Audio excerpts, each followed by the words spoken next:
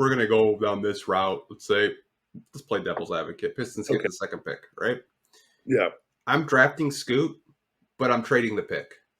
Okay.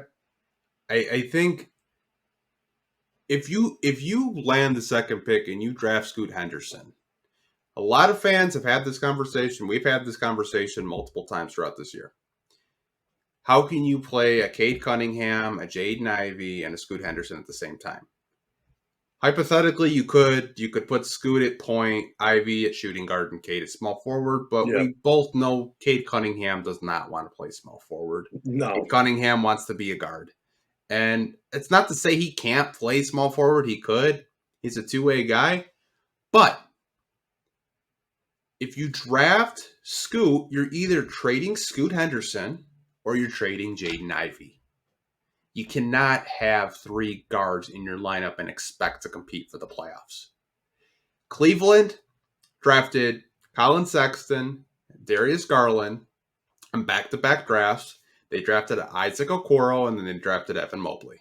They eventually traded Colin Sexton to Utah for Donovan Mitchell. Okay?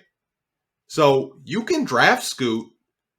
You got to decide, do I want a Scoot Henderson or a Jaden Ivey? Because both of those guys can get you, they can get you something. Yeah. I think they're valuable. I think you can get a player or maybe future picks in return, but that's what you kind of have to ask yourself is, if I draft Scoot, do I want him on my team or do I want to trade down? Maybe, let's just say, hypothetically, the Spurs are at 3, right? And they like Scoot Henderson. You could trade Scoot to the Spurs for their third pick, and then you draft Brandon Miller and everyone's happy. I think it's going to be really interesting. Like, to me, if I'm at 2, I draft Scoot, and I'm making calls to see who wants him.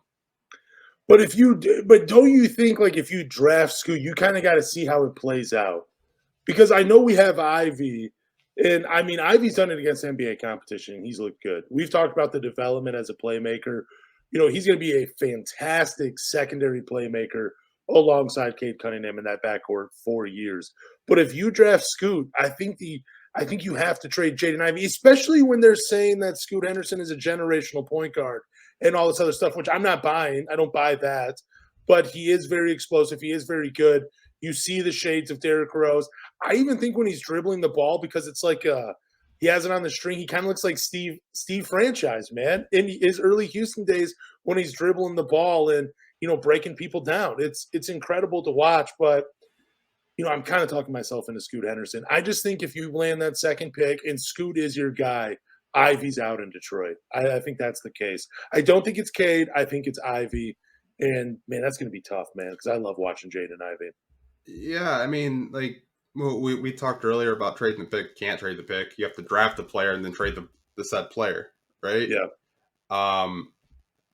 Like I said, you can have these conversations as if you get 2, do you draft do you trade Jaden Ivey or do you trade Scoot Henderson, right? Yeah. I think it's a conversation. I think a lot of Pistons fans are, they're intrigued with Scoot. They call him a generational talent, which we had that conversation last week. You don't view him as a generational talent. I can respect that. I think he's going to be a day one starter, and I think he's just going to put up numbers. And I think the Rookie of the Year race is going to be crazy next year. You're going to have Chad Holmgren and Victor Wembanyama going at it. And then you're going to have Scoot Henderson and whoever gets drafted in this lottery going at it. So it's going to be a really crazy Rookie of the Year race next year. It's going to be fun. But with the Scoot thing, I think it's interesting. And I see why Pistons fans would take best player available. But to your point, I also see your point. You're like, I have my guards. I don't need another guard. I'll just draft the wing that fits seamlessly next to my backcourt. Yeah. I think both arguments to me make sense logically. But I think when you're in the position that the Pistons are in, I just don't think you're in a position to draft for fit because you have 16 wins. That's true. You had 20 wins the year before and 20 wins, the year after that. So I think you got to draft best player available, figure out later, see if you can get assets. Like we had Bravo in the chat saying, hey, if you draft Scoot, trade him and get assets for it. Try to get more draft assets. I think that's the right approach for a rebuilding team like the Pistons. Now, obviously, we don't want to see this team rebuild for 7 years. We don't Yeah. want to be this. We don't want to be Philly. We want to see them compete sooner than later. But I think when you're talking about strategy of rebuilding teams, you always got to draft the best player available and figure it out later. I just think drafting best player available, like getting 3 lead guards, could ultimately put yourself backwards a little bit, especially if you can't, because teams know when you do something like that, you're not going to get they know you need to make a move because you're not going to make it work. At some point, you have to make a move, and teams will bite on it that way, and they will back you into a corner, because like that thing with the Cavaliers and Donovan Mitchell. Trades like that don't happen all the time. Donovan Mitchell wanted out in Utah. Utah knew that. Their hands were tied. They had to basically take what was available at the time. And you can't bank on that happening just because you draft Scoot Henderson. Like, well, we might get a Donovan Mitchell, or we might, we might get a Sabonis, like Sacramento trade for, which I brought up earlier.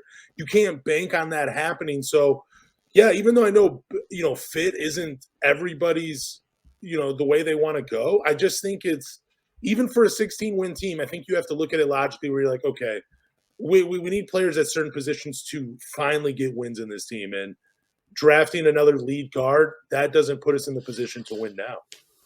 Yeah, but you have to look at it from this standpoint. Just because you draft them doesn't mean you're going to keep them. I mean, Charlotte Hornets drafted Kobe Bryant. They traded him.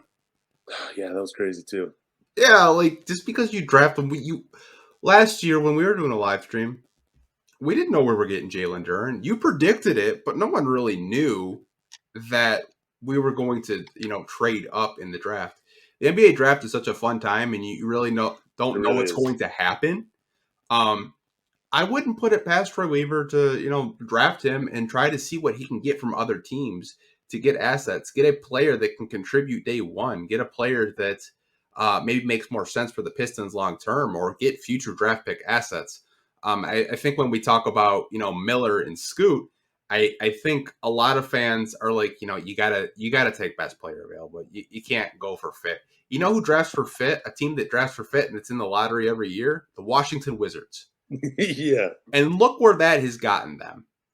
The Washington Wizards draft for fit every year, and they're like in a cusp of being a play-in team every year, and they're just kind of like a mediocre team. Even though they have Bradley Beal and Kuzma and Kristaps Porzingis, they're not a top seed in the Eastern Conference, and they're probably going to draft in the lottery again. Like, you got to take best player available and figure it out later, and I trust Troy Weaver will do that.